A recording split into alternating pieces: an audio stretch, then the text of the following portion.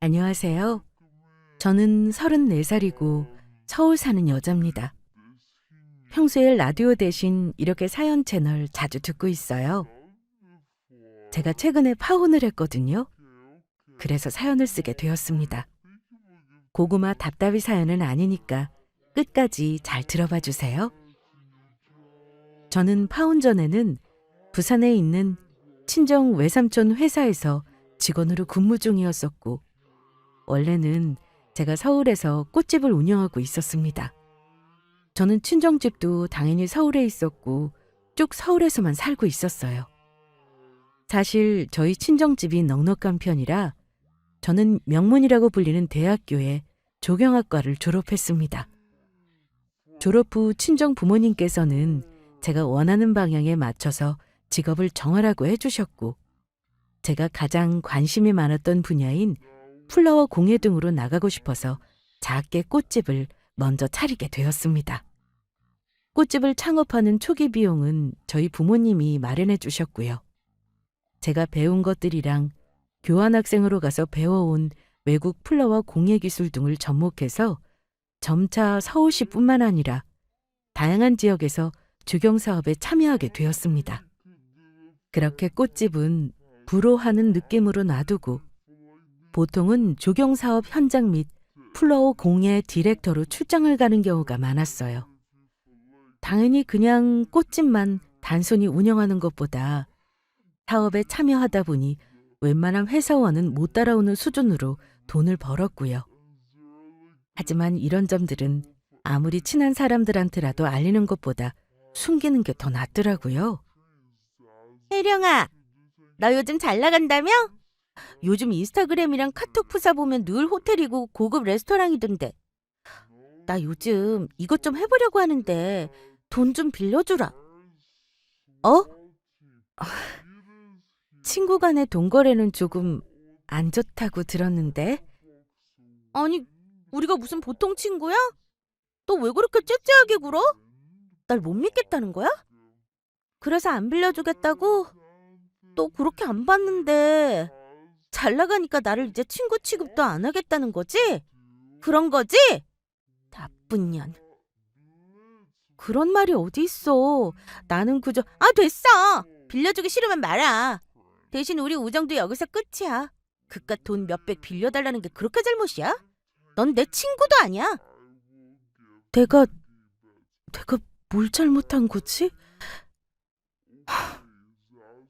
친하다고 생각했던 정말 소중한 친구라고 생각했던 사람들도 결국 돈 빌려달라 등등 시기 질투로 멀어지고 말았거든요.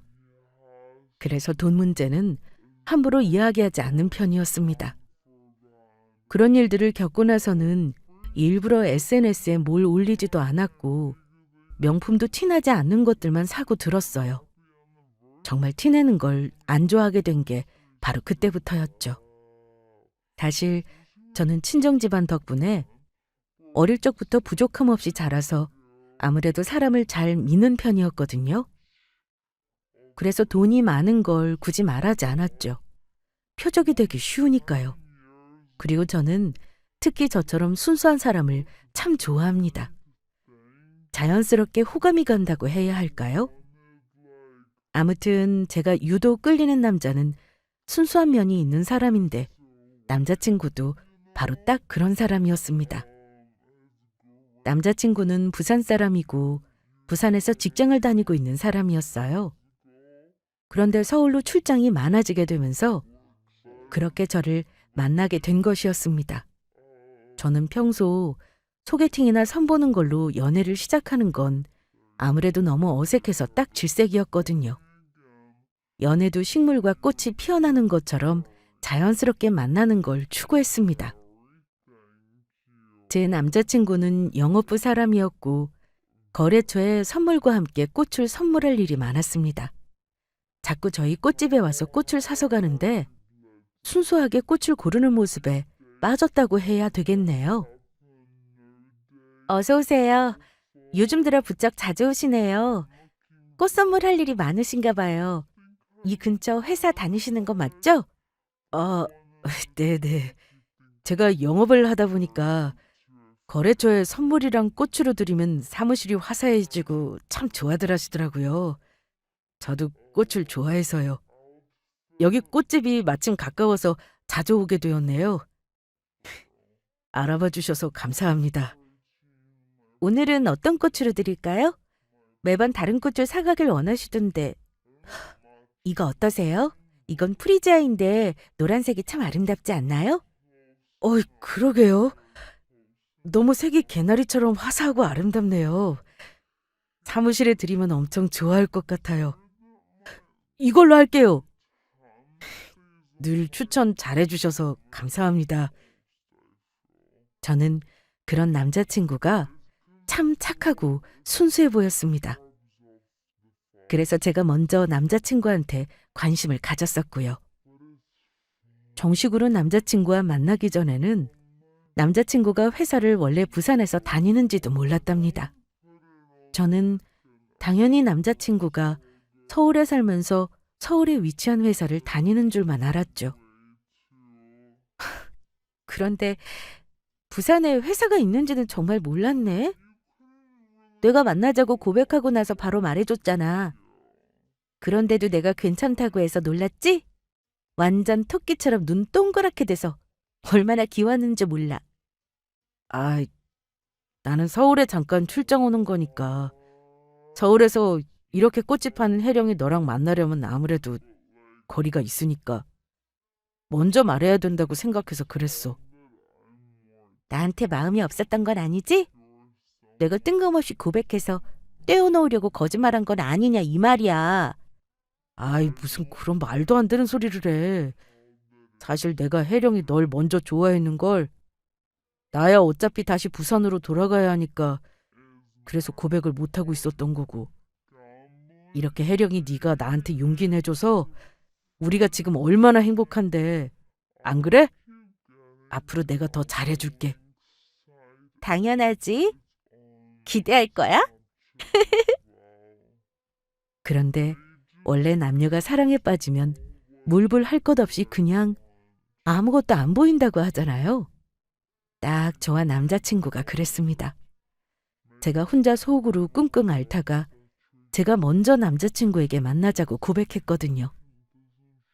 아무래도 남자친구가 저한테 관심이 많은 것 같긴 한데 고백을 안 하니까 혹시 유부남인가? 뭐 이런 생각까지 했었죠.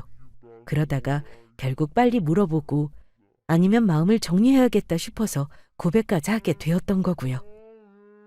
제 눈에는 남자친구가 마치 아이같이 순수한 눈으로 거래처들한테 선물할 곳에 맞춰서 꽃을 유심히 보고 열심히 고르는 모습이 참 맑고 순수해 보였거든요.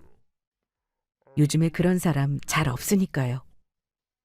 제가 남자친구의 그런 모습을 자꾸 보다 보니까 저도 모르게 빠져들었고요. 아, 그리고 제 남자친구가 약간 아이돌처럼 잘생긴 얼굴이긴 합니다. 그런데 그게 다였는데 그때는 미처 몰랐죠. 남자친구는 외모가 되니까 회사에서도 영업부에 넣었던 건데 사실 남자친구 자체의 영업 능력이 좋은 건 아닌 것 같더라고요. 어찌되었든 뭐 그게 중요한가요? 제 마음에 쏙 드는 사람이 바로 이 사람이었는걸요. 그렇게 저의 속사포 고백으로 인해 남자친구와 그날부터 바로 사귀게 되었습니다. 남자친구가 원래 부산에서 근무하는 찐 부산 토박이인 걸 알고도 놀라기는 했지만 그런 문제는 전혀 저희의 사랑에 큰 장애물이 될 수는 없었거든요. 그렇게 남자친구는 서울 출장이 끝난 3개월 후에 바로 부산으로 내려가게 되었습니다. 그래서 평일에는 남자친구를 못 보고 겨우 주말에만 보게 되니까 오히려 저와 남자친구는 더욱 불타올랐어요. 서로 더 보고 싶어 하고 평일에는 각자의 일을 하느라 바쁜 와중에도 예쁘고 다정한 말들로 서로를 살뜰히 챙겼습니다. 혜령아, 밥은 잘 챙겨 먹었어? 아까 찾아보니까 서울은 미세먼지도 심하고 오후에 비도 온다고 하는데 우산 챙겼어? 역시 센스쟁이라니까? 당연히 챙겼지. 어제 내일 비 온다고 우산 챙기라고 말해줘 놓고서는 덕분에 챙겼어. 고마워. 밥 챙겨 먹어. 아, 그랬지? 참. 그냥 난 늘 혜령이 생각뿐이야. 평일이 왜 이렇게 긴 걸까? 얼른 우리 혜령이 보게 주말이 되면 좋겠다. 내 말이 바로 그 말이야. 평일을 4일, 주말을 3일 하면 안 되나? 조금 덜 벌어도 되니까. 진짜 그렇게 되면 좋겠어. 아, 보고 싶어서 앞으로 3일을 어떻게 더 참지? 그러게 말이야. 우리 아무래도 같이 살아야겠다. 그치? 어? 내 생각이랑 완전 통했네? 그럼 얼른 프로포즈 하란 말이야. 알겠어, 알겠어. 혜령이한테 예쁜 꽃이랑 반지 준비해서 프로포즈 해야겠다. 기대해도 좋아? 세상에서 제일 행복한 여자로 만들어줄게. 오, 나 진짜 기대해도 돼? 정말 기대한다. 결국 남자친구가 돌아오는 주말에 바로 프로포즈를 해주었고, 그렇게 저희는 빠르게 결혼을 약속하게 되었습니다. 그때가 저와 남자친구가 만난 지 1년도 안 되었으니까 빠르긴 했죠. 우선 양가의 허락을 받기 위해서 양가 부모님을 뵙기 시작했습니다. 저희가 결혼을 서두른 건 아무래도 저희가 멀리 장거리를 하면서 더욱 불타올랐던 것도 있었지만, 저도 30대 초반이었고 남자친구도 저보다 2살 연상이라서 둘 다 결혼 정년기였던 것도 한몫했다고 생각해요. 순수하고 큰 욕심이 없어 보였던 제 남자친구에게는 초반부터 그냥 저도 나사가 풀린 사람처럼 저희 친정 집안이 부유하다는 것에 대해서 이미 다 많이 이야기를 했습니다. 그랬으니 아마 예비시댁 식구들도 저희 친정 집안이 부유하다는 걸 알고 계실 거라고 생각했고요. 그래서인지 예비 시어머니를 처음 뵈었을 때 저희 친정 집안에 대해서 크게 뭘 묻지도 않으셨습니다. 그냥 그저 저한테 상냥하고 친절하게 잘 대해 주셔서 정말 걱정과 다르게 아주 무난하게 흘러갔습니다. 어머, 우리 재구한테 이야기 많이 들었어요. 혜령 어쩜 이름도 이렇게 이쁜지. 앞으로 잘 부탁해요. 아, 네, 어머님. 말씀 편하게 하세요. 이제 한 식구 될 건데요. 그럼 그럴까? 어쩜 이렇게 혜령이는 싹싹하고 밝니? 웃는 것도 참 예쁘고 꽃 다루는 일을 한다고 했지? 정말 낭만적이다. 네, 어머님. 안 그래도 어머니께 드리려고 꽃다발 만들어 왔는데 마음에 드실지 모르겠어요. 받아주세요. 아이고, 뭘 이런 걸 다. 너무 화사하고 아름답구나. 혜령아, 정말 고맙다. 우리 재구랑 같이 잘 살아야 한다. 네, 절 좋게 봐주셔서 감사해요. 앞으로 저도 잘하겠습니다. 저희 친정 집안에도 제가 남자친구보다 저희 집안이 더 잘 사는 편이라는 것을 미리 말해둔 상태였어요. 그래서 서로 불편하지 않게 해달라고 미리 부탁을 했었고요. 그래서 그런지 양가 부모님들께서도 서로 배려를 많이 해주셨고 굉장히 무탈하게 상견례까지 프리패스를 했습니다. 그렇게 만난 지 1년도 안 돼서 양가에 인사를 드리고 결혼 허락을 받아서 이제 남은 건 결혼 준비만 하면 되는 상태였어요. 남자친구는 서울에서 꽃집을 운영하고 다른 조경 프로젝트들도 서울에서 많은 편이라 저한테 맞춰주기 위해서 부산에서 서울로 올라오기 위해 다니던 회사에 서울지사 발령을 요청했습니다. 하지만 회사에서 발령은 어렵다는 답변을 받게 되었죠. 어떻게 하지? 난 서울 발령이 가능할 줄 알았는데 회사에서는 당장은 어렵다고 하네. 서울 발령이 가능하려면 한 2, 3년은 봐야 한다나 봐. 어떻게 하긴 뭘 어떻게 하겠어. 우리 결혼하기로 한 사이잖아. 우리가 계속 떨어져 살면 될 것도 안 될 확률이 높아. 내가 이사 갈게. 뭐? 아니, 그래도 그건 조금... 지금까지 서울에서 꽃집 하면서 만든 단골 손님들은 다 어쩌고. 내가 너무 미안해서 그러지. 그럼 나 결혼해서도 이렇게 주말에만 볼 거야? 주말마다 보러 오는 것도 일이야. 부부가 같이 살아야지. 안 그래? 내가 여기 서울 꽃집 정리하면 되지 뭐. 괜찮아. 정말? 그러면 꽃집 닫고 부산에서 아는 사람도 없이 혼자 괜찮겠어? 아무리 내가 있다고 해도 일도 당분간 못하는 거 아니야? 아, 일. 그런 거라면 걱정하지 마. 친정 외삼촌네 회사가 부산에 있긴 하거든. 가면 인사도 드리고 그 회사에서 잠깐 일해도 되고 해서 너무 걱정 마. 미안해하지도 말고.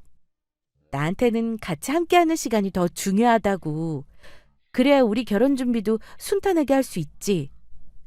와, 너무 좋다.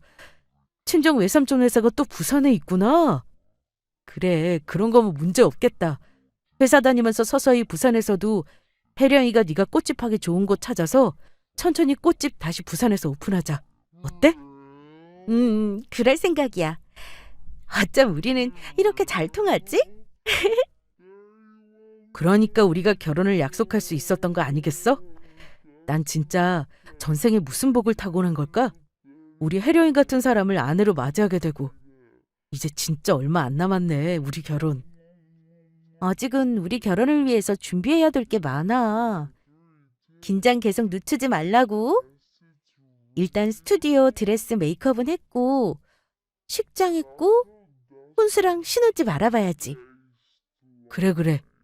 아, 벌써 설렌다. 혜령이랑 부산에서 살 생각하니까.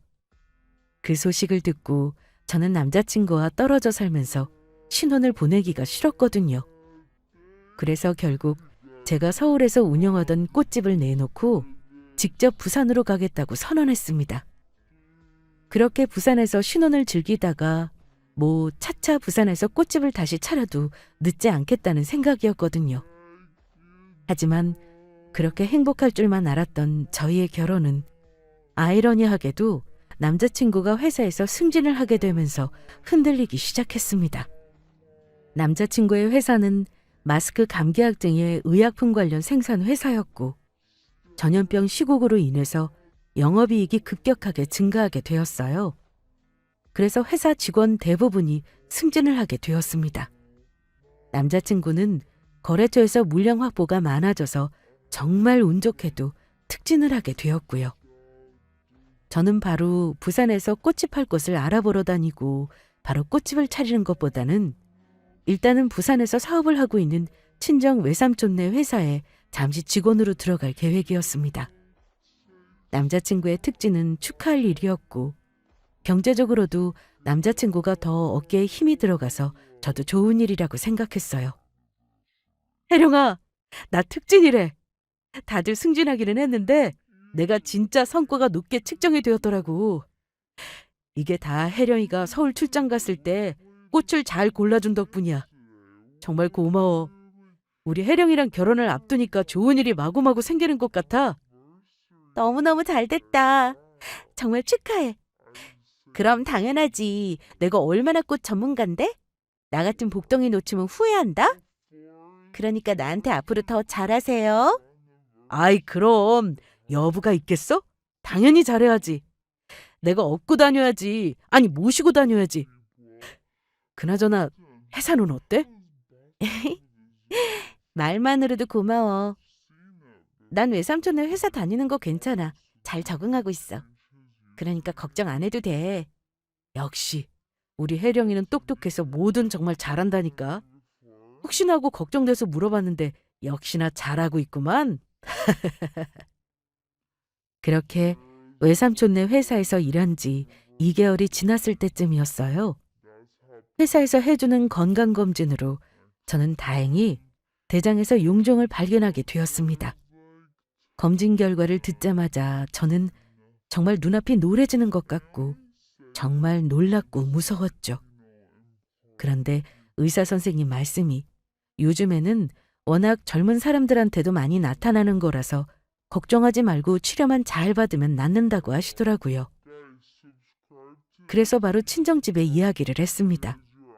아직 남자친구가 저랑 결혼한 게 아니라 보호자도 안 되고 또 이럴 때는 친정 엄마부터 생각이 나긴 하더라고요. 엄마, 나 병원이야. 외삼촌네 회사에 다니면서 건강검진을 받았는데 글쎄 내 대장이 용종이 있다고 하더라고. 너무 놀라지는 마, 엄마. 치료받으면 나을 수 있대. 아이고, 이게 무슨 일이니? 우리 혜령이가 많이 놀랐겠네. 남자친구는 옆에 있고? 아니, 아직. 내가 병원에서 검진 받는 건 아는데 이런 결과를 들은 줄은 아직 몰라. 그냥 이런 검진 결과를 들으니까 남자친구보다 엄마 생각이 먼저 나는 거 있지. 그래서 엄마한테 바로 전화했어. 요즘 이 용종 때문에 젊은 사람들도 많이 온대. 너무 걱정 마. 응? 그럼 잘 전화했어. 엄마한테 해야지. 혜령아, 엄마가 병원 2인실 얻어줄 테니까 얼른 입원하고 치료받아. 결혼 앞두고 있는데 얼른 치료받아야지. 2인실? 아, 꼭 안 그래도 되는데. 너 엄마가 부산까지 쫓아가는 거 보고 싶어서 그래? 엄마가 걱정돼서 그러잖아. 1인실은 심심할까봐 2인실로 하려는 건데. 1인실로 잡아줄까? 아니야, 엄마. 고마워. 역시 우리 엄마가 최고야. 나 수술 잘 받고 금방 회복할게. 그래. 남자친구가 옆에서 잘 돌봐주겠지만 이참에 엄마가 한번 내려갈까? 아휴, 엄마 바쁘잖아. 그리고 부산 멀어. 오지 마요. 비행기 타고 가면 1시간이잖아. 엄마가 한번 갈게. 치료 잘 받고 있어? 알겠지? 하여간. 알겠어. 엄마도 참. 그렇게 할게. 엄마 보고 싶다. 얼른 와. 그렇게 저희 친정엄마가 잡아주신 2인 병실에서 치료받고 쉬고 있었습니다. 남자친구한테도 당연히 그 다음에 바로 전화를 걸어서 상황을 이야기했고요. 남자친구는 외군 중이어서 바로 저한테 달려올 수 없는 상황이어서 대신 예비 시어머니한테 이야기해놓겠다고 하더라고요. 저는 뭐하러 그러냐고 괜찮다고 했는데 결국 남자친구가 예비 시어머니한테 제 상황을 이야기했나 봅니다. 제 병실로 예비 시어머니가 쫓아와서는 제 예상과 다르게 갑자기 평소와 태도가 달라지시더니 제 속을 뒤집기 시작했어요. 아니, 병실을 무슨 2인실로 잡냐? 돈이 썩어나니? 참나, 우리 아들은 회사에서 승진해서 밖에서 고생하고 있는데 혜령이 너는 팔자 좋게 여기서 쉬고 있고 말이야. 아주 다시 봤다, 다시 봤어. 아, 이 병실은 저희 친정엄마가 잡아주신 거예요. 저 그리고 수술 받고 회복하면 다시 일할 거니까 걱정 마세요. 저는 놀라고 당황했지만 일단은 제가 아픈 것 때문에 혹시 예민해지신 건가 하면서 예비 시어머니를 병원에서 집으로 돌려보내려고 했습니다. 그러자 예비 시어머니는 나가면서 한마디 더 던지시더라고요. 그런데 도대체가 말이야. 어떻게 된 거니? 아니, 우리 아들 월급이 올랐는데 왜 우리 집에 생활비를 한 푼도 안 주는 거냐? 어? 이건 뭔가 잘못돼도 단단히 잘못된 거 아니겠니? 일단은 그것부터 내놔라. 저는 모르는 이야기예요. 남자친구랑 이야기해보세요. 오늘은 이만 가주시고요. 네.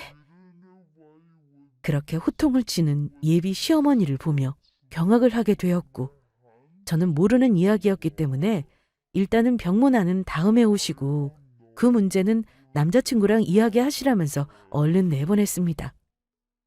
그렇게 한바탕 소란이 있고 나서 남자친구가 외근 마치고 병실로 병문안을 왔길래 예비 시어머니가 생활비 이야기를 꺼내시더라.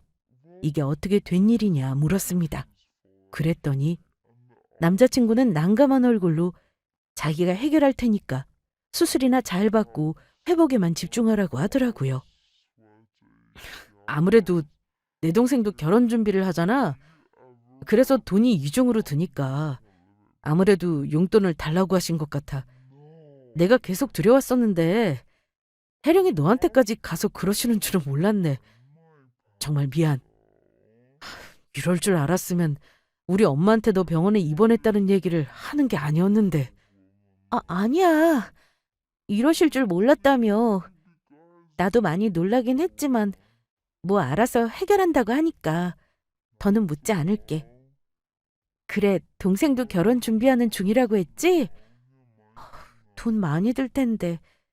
그래서 그러셨구나. 우리 집안일로 이렇게 신경 쓰게 해서 미안해. 우선은 회복하는 게 우선이니까 수술 잘 받고 몸 치료받고 회복하는 거에만 집중하자. 응? 응, 그래야지. 알겠어. 고마워. 저는 뭔가 의심스러웠지만 일단 저를 대하는 남자친구의 모습이 변한 것도 아니었고 그저 예비 시어머니랑 남자친구 사이에 문제가 있거나 아니면 시댁에 돈 문제가 생긴 게 아닐까 지레 짐작만 하고 있었습니다. 일단은 제가 아프고 수술을 앞둔 상태라서 이것저것 신경을 쓸 정신도 아니기도 했고요. 그래서 남자친구의 말대로 제 수술과 회복에만 집중하기로 했습니다. 그렇게 수술을 성공적으로 잘 마친 후 남자친구가 자취하는 부산집에서 혼자 회복하면서 치료를 받고 있었어요. 신혼집은 당연히 따로 부산에서 구할 생각이었는데 구하기 전에 일단 남자친구가 살던 자취방에 같이 살고 있었거든요. 그런데 예비 시어머니가 또 말도 없이 제가 있는 걸 알면서도 그 집에 불쑥 찾아왔습니다. 그러더니 다짜고짜 제 지갑을 들고 나가는 게 아니겠어요? 예비 시어머니는 나가면서 이런 이야기를 하더라고요. 내가 그동안 우리 아들 키우면서 못 받은 그 밀린 용돈 받는 거니까 토를 달 생각도 하지 말아라. 알겠냐? 혼나고 싶지 않으면 가만히 있어. 네? 그게 무슨... 용돈 이야기는 남자친구랑 이야기하라고 말씀드렸잖아요. 저 몸도 아파서 이러고 있는데 다짜고짜 지갑을 가져가시는 건 무슨 경우인가요? 이건 아닌 것 같아요. 돌려주세요. 어서요. 어차피 결혼하면 다 한 식구인데 이 정도 용돈은 내가 쓸 수 있는 거지. 쓰고 지갑은 다시 돌려주마. 혹시 예비 시누이 혼수랑 이것저것 준비하는데 돈이 부족해서 그러시는 거예요? 남자친구랑 얘기했는데 남자친구가 알아서 해결한다고 했거든요. 용돈 이야기는 얼버무려서 잘 모르지만 너무 많이 하려고 하면 다친다. 응?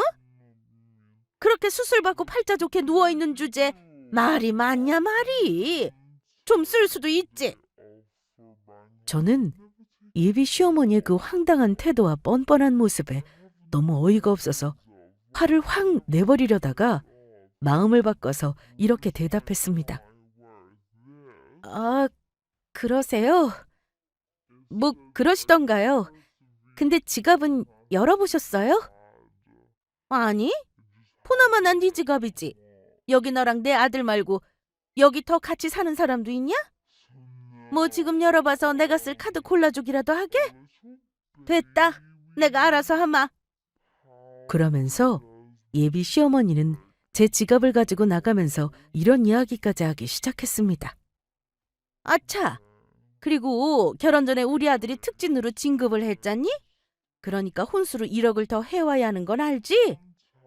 아들 월급이 늘었으니까 당연히 혜령이 네 혼수도 늘려야지. 그런 건 말 안 해도 염치로 알아서 딱딱 해와야 하는 거다. 알겠니? 일단 밀린 용돈은 네 카드로 먼저 쓰마? 그 말을 끝으로 예비 시어머니는 그렇게 집에서 나가버렸어요. 남자친구가 결혼 전에 특진을 한 게 갑자기 혼수로 1억을 더 해올 이유가 된다니. 대체 이게 어느 나라 법일까요? 정말 웃겨서 말이 안 나오더라고요. 제가 남자친구보다 더 돈을 잘 버는 것도 아직 모르는 것 같았고요. 심지어 더 웃긴 건 예비 시어머니가 가지고 나간 그 지갑이 제 친정엄마 지갑인지도 모른다는 사실입니다. 제가 건강검진에서 발견한 용종을 수술하고 집에서 혼자 회복하려고 하니까 저희 친정엄마가 저 걱정돼서 집에 오셨거든요. 그리고 잠깐 주차장에 다녀오는 사이에 예비 시어머니가 들이닥쳐서 저 난리를 치고 저희 친정엄마 지갑을 제 지갑인 줄 알고 가져간 것이었습니다. 아파서 수술받고 집에서 회복하고 있는 예비 며느리에게 무슨 용돈을 받겠다고 쫓아와서 지갑까지 털어가다니. 이런 무개념 예비 시어머니를 보니까 그동안 있던 정도 다 뚝 떨어질 지경이었죠. 그래서 저는 바로 친정엄마한테 전화를 걸었습니다. 전화 통화로 이 말도 안 되는 상황을 설명하려고 걸었어요. 너 주려고 엄마가 싸온 갈비찜이랑 이것저것 챙기느라 이제 주차장에서 올라갈 거야. 왜 전화했어? 엄마 지갑 도둑 맞았어. 뭐?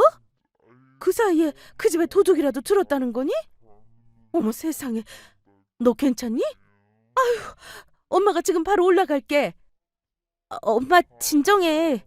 그 도둑이 바로 예비 시어머니니까. 뭐라고? 뭐 그런 말도 안 되는 일이 다 있니? 아니 예비 사돈이 왜 내 지갑을 가져가? 지금 농담하는 거지? 그치? 엄마 농담 아니야. 나도 농담이었으면 좋겠어.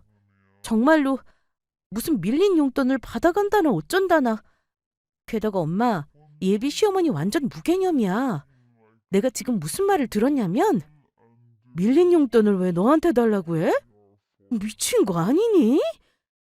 안 그래도 아픈 애한테 와가지고 그럼 그 지갑도 설마 네 지갑인 줄 알고 가져간 거니? 맞아. 결혼 전에 자기 아들이 특진으로 진급을 했으니까 나는 혼수로 1억을 더 해와야 한다면서 자기 아들 월급이 늘었으니까 당연히 혼수도 늘려야 하는 건 상식이라고 그랬어. 나 이 결혼 안 하려고. 뭐야? 이 미친. 그래, 잘 생각했어. 여러모로 난 이 결혼 밑지는 것 같아서 싫었다. 어디 감히 우리 귀한 딸을. 네가 하도 좋다고 하니까 내가 못 말린 거였지만 우리 서울에서만 살아온 혜령이를 부산 가서 살게 하는 것도 마음에 걸렸고 우리가 훨씬 잘 사는 것도 네가 훨씬 잘 버는 것도 내가 넘어가려고 했는데 이딴 소리 듣고는 우리 딸 절대 못 보내지. 이제는 엄마가 반대다, 반대야. 엄마, 내가 너무 그동안 눈을 낮추고 살았나 봐. 결국 급에 맞는 사람을 만나야 했던 건데 남자친구 예비 시어머니가 이 정도 수준인 줄은 몰랐어. 이러면 아무리 내가 남자친구를 사랑한다고 해도 용납 못할 것 같아. 엄마 카드에 뭐 결제 내역 뜬 거 있어? 아니, 아직은 없네. 지금 바로 도난 신고라도 할까? 잘 생각했어. 당장 파혼의 딸. 그래. 그럼 어디까지 하시나 어디 두고 보자. 일단 엄마, 지갑 도난 신고는 천천히 하자. 어차피 도둑 잡을 수 있고 청구도 할 수 있으니까. 그래, 그러자. 엄마 이제 주차장에서 올라갈게. 그럼 파혼할 거니까 우리 혜령이 짐부터 포장이사 불러야겠다. 올라가서 짐 싸는 거 도와줄게. 거기 가만히 있어. 그렇게 저희 친정엄마랑 저는 파혼할 생각으로 제 짐을 하나둘 싸기 시작했습니다. 그 사이 예비 시어머니는 이것저것 많이도 쇼핑을 했더라고요. 그런데 내역들을 보니까 결혼 준비 중인 예비 시누이의 옷과 가구 등을 산 것 같았습니다. 그것도 제 눈앞에서 훔쳐간 저희 친정엄마 카드로요. 그런데 짐을 열심히 싸고 있는데 슬슬 남자친구가 올 시간이 되었더라고요. 그래서 저는 일단 싸고 있던 짐을 창고로 옮기고 친정엄마한테 먼저 내려가서 기다려달라고 했습니다. 그렇게 저는 혼자 집에서 남자친구가 퇴근해서 오기만을 기다리면서 예비 시어머니의 무개념 행동에 대해 기가 차서 아무래도 파혼을 해야겠다. 뭐 이렇게 말해야지 하면서 나름 어떻게 말할지 고민을 하고 있었어요. 그런데 남자친구가 현관문을 열고 들어오려는 순간 저는 화장실에 있었습니다. 그런데 남자친구가 통화하며 들어오고 있었고 자연스럽게도 그 통화 내용을 듣고야 말았어요. 물론 남자친구는 제가 화장실에 있는지 몰랐습니다. 예비 시어머니와 통화하는 내용을 듣고 저는 그제야 남자친구가 예비 시어머니, 예비 시누이와 완전히 뼛속까지 한통속이라는 걸 알게 되고 말았어요. 아, 엄마. 내가 혜령이 돈에 바로 손을 대는 건 힘드니까 차라리 내가 진작에 혜령이 지갑을 강제로라도 가져가라고 했잖아. 그래서 제 결혼 준비 자금으로 잘 쓰고 있고 이미 지금 쓰고 있지. 그나저나 이래도 되나 모르겠다. 아유, 많이 긁기는 했는데. 혜령이네 집안에 돈 많다니까. 내가 얘기했잖아. 그 제2 결혼식장 예약도 아예 혜령이 카드로 해버려. 알겠지? 남자친구는 오히려 한술 더 떠서 예비 시누이의 결혼식장까지 제 카드로 긁으라고 하는 게 아니겠어요? 와, 진짜 저는 그 순간 너무 화가 나서 당장이라도 뛰쳐나가서 남편의 뺨을 갈기고 싶었지만 눈물을 머금고 꾹 참았어요. 곧바로 남자친구가 예비 시누이와 예비 시어머니랑 저녁을 먹겠다며 나가는 소리가 들렸으니까요. 저는 남자친구가 집을 나간 것을 확인하고는 곧바로 떨리는 목소리로 친정엄마한테 전화를 걸었습니다. 엄마, 안 되겠어. 남자친구도 예비 시어머니랑 예비 시누이랑 다 같은 한 통석이었어.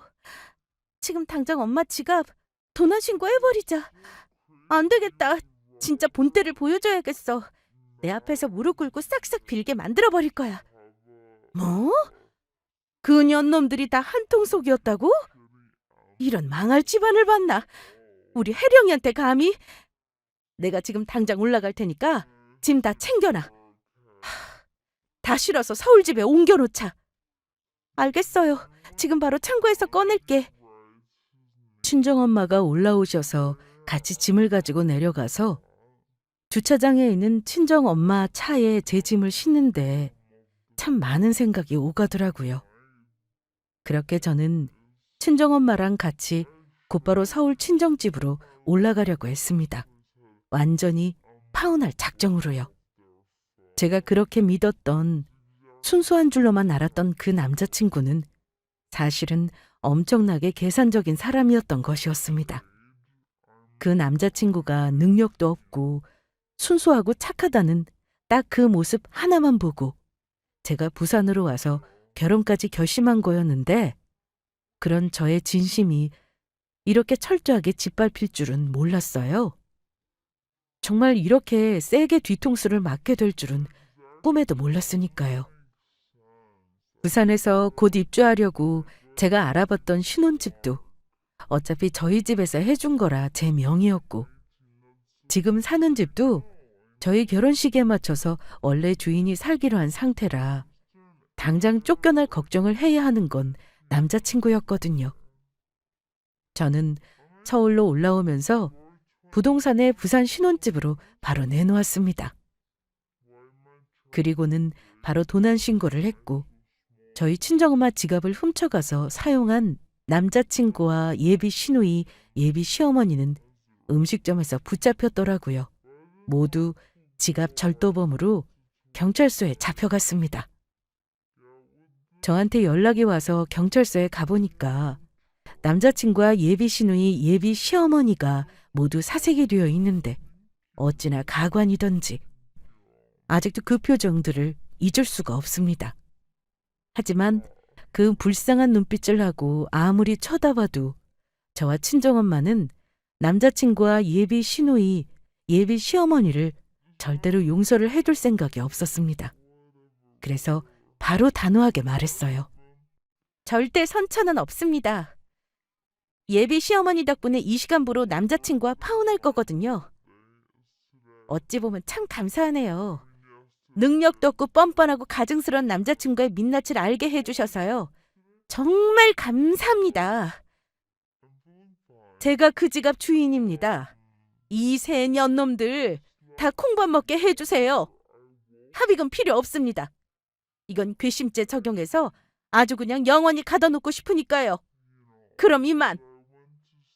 그렇게 말하고 저랑 친정엄마가 뒤돌아서자 남자친구가 싹싹 빌면서 잘못했다고 하면서 그 와중에도 거짓말을 늘어놓더라고요. 정말 뻔뻔하고 가증스러웠습니다.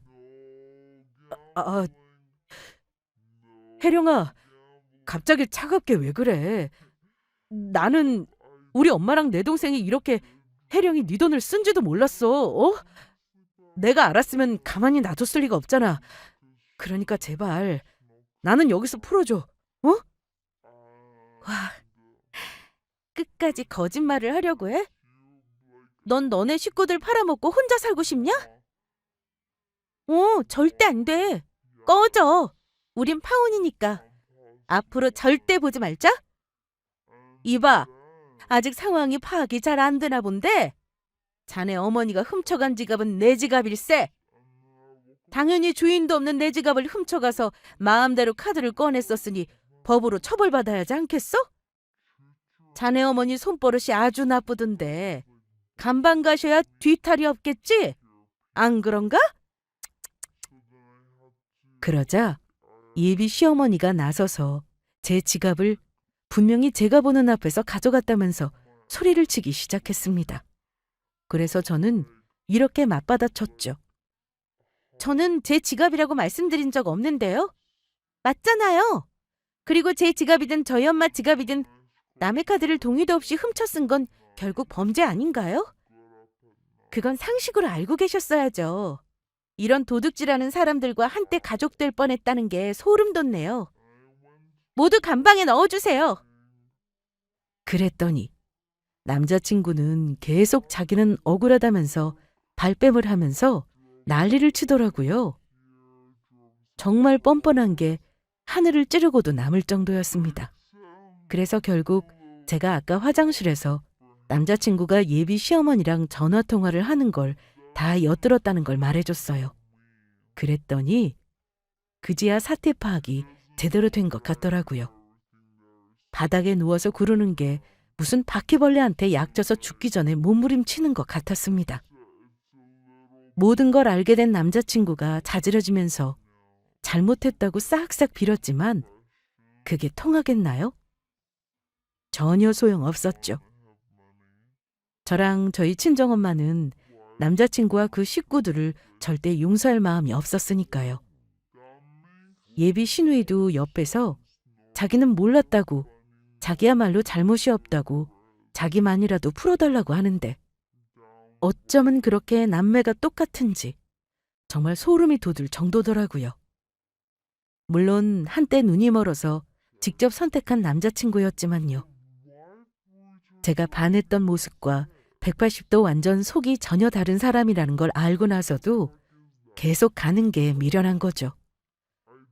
저처럼 가차없이 미련 없이 파혼을 선언하고 제대로 버려줘야 하지 않겠어요? 그리고 예비 시어머니한테는 혼수 1억 더 해오라고 한 거에 대해서 해줄 말이 있다며 이렇게 속삭여 줬습니다. 제 수익이 얼마인지는 알고 그런 건가요? 혼수 1억? 그거 받고 예물로 5억은 더 받아야 할 것 같은데 어떻게 생각하세요? 아니, 그렇게 잘 버는 줄은. 아니, 너는 왜 그걸 말을 안 해가지고 혼수 얘기까지 하게 만드냐? 네가 진작 엄마한테 예비 며느리가 얼마 버는지 말했으면 그 용돈 핑계대고 얘 혼수랑 옷 사줄 때가 아니었다. 아유, 얘 내가 미안하다 애령아. 없던 일로 어떻게 안 되겠니? 웃기시네. 꺼지세요. 싹싹 비는 예비 시어머니에게 꺼져라, 사이다 한 방 먹이고 파혼하고 나니 속이 그제서야 시원해지는 것 같았습니다. 제가 제 연봉을 속삭이면서 알려줬거든요. 그러면서 제가 더 버는 만큼 예물로 5억을 더 요구하니까 예비 시어머니가 바로 납작 엎드려서 빌기 시작했고요. 제가 돈을 이만큼 잘 버는지는 정말 몰랐나 보더라고요. 하긴 남자친구한테도 제가 이만큼씩이나 번다는 건 말하지 않고 숨기고 있었으니까요. 저희 친정집안이 잘 사는 것만 얘기했었죠. 그러기를 참 잘했던 것 같습니다. 안 그러면 이런 남자친구와 예비 시댁 식구들의 검은 속내를 아직도 모르고 있을지도 모르죠. 정말 그 생각만 하면 아주 아찔하네요. 회사에서 특진을 하면 뭐예요? 능력도 없고 철저히 계산적인 걸 속이고 저를 이용하려고 했던 남자친구. 심지어 예비 시누이의 결혼자금까지도 저희 친정집안 돈으로 해결하려고 했던 그 못낸 남자친구를 저는 감방에 쳐넣는데 성공했답니다. 예비 시누이도 예비 시어머니랑 같이 돌아다니면서 쇼핑한 게 CCTV에 고스란히 찍혔더라고요. 그래서 둘 다 감방살이를 면치 못했어요. 심지어 예비 시누이도 이게 동네에 소문이 쫙 퍼져서 결국에는 예비 신랑한테 바로 파혼을 당했다고 들었습니다. 아, 정말 쌤통 아닌가요? 역시 세상에는 인과응보가 존재하는 것 같습니다. 저는 그렇게 남자친구와 파혼하고 부산 생활을 모두 정리하여 다시 서울로 올라왔습니다.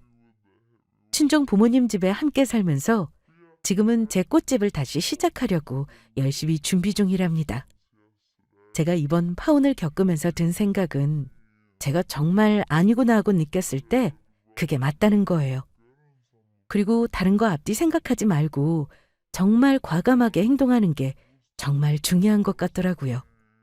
그래서 여러분들에게 저의 이야기가 심심치 않은 용기를 불어넣어주는 이야기가 되었으면 좋겠습니다. 지금까지 저의 이야기를 끝까지 잘 들어주셔서 너무너무 감사드립니다. 항상 좋은 일, 행복한 일 가득하시고 늘 건강하세요. 정말 감사합니다.